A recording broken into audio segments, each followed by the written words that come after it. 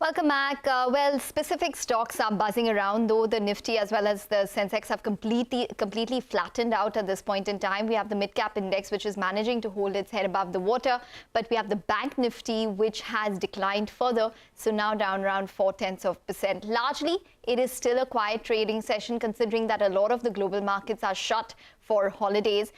Talking about specific stocks, JSPL is doing well, so that stock is up around 7-odd%. It's been a good gainer on a year-to-date basis. It's gained around 50-odd%. Maybe there is some amount of optimism with regards to China and the easing in terms of the COVID policies there. Time Technoplast, there was a repeat order win which came through for that particular counter. It's gained around 14% this week. It's up 7.5% at this point. FACT has had a brilliant week. This fertilizer company is up around 21% on a week-to-date basis, and it's gained 123% on a year-to-date basis. So it's just going from strength to strength. In fact, it's had quite a spectacular December where it's gained around 100% in terms of gains just in this past month odd. But let's now go across to Manisha Gupta, commodities editor. She joins in to give us a roundup. Manisha. Thank you so much for that, Ekta. Well, I'm going to talk about the cotton prices, where we have seen a very sharp decline in the the spot prices, that is, because the futures trading is not available anymore now from the month of Jan onwards, and December clearly has gotten into an expiry mode, so you can't trade anymore. You can only close your open positions right now. We will be joined by a guest, Mr. Dhamodharan, who will talk to us about on what really to expect in the spot markets here. We clearly have seen a lot of movement happen in the spot markets because of the kind of volatility that the cotton prices have seen and the impact thereof on the mills as well.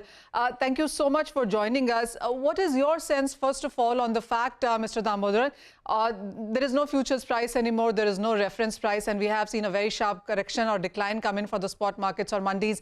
Clearly a good news for the textiles, but how does the overall value chain look to you?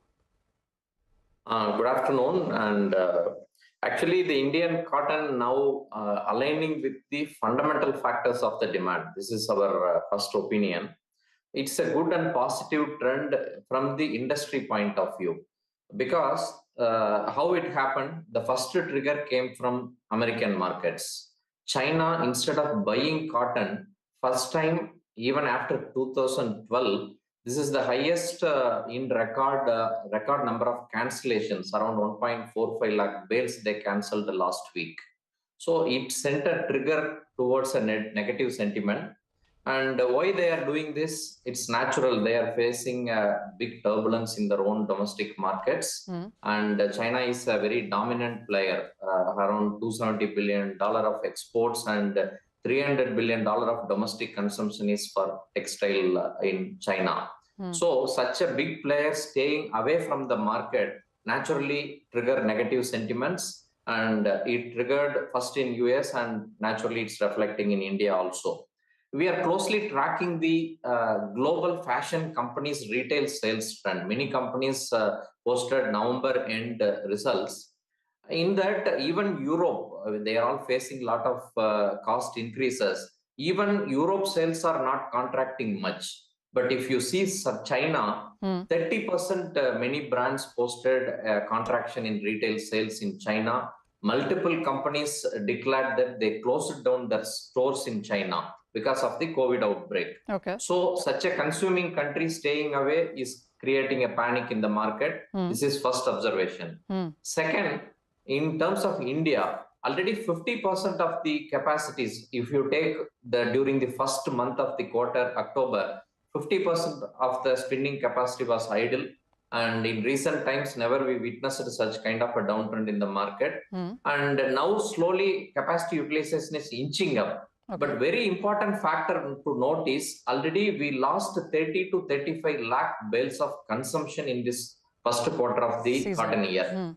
And we can't recoup this consumption, because even if we run higher. Yes. As you said, Mr. Dhamodharan, yes, there's a bit of a loss there, and the loss is not just in India but globally as well, where we have seen weak trends coming in. But as we get into the new year, do you see textile as an industry see some improvement, whether it's about cotton exports, textile exports? Because we do understand that the last couple of quarters have seen a decline across both of these areas.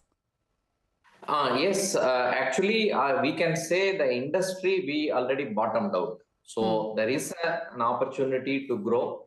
And I can say two positive things. One is US retail sales.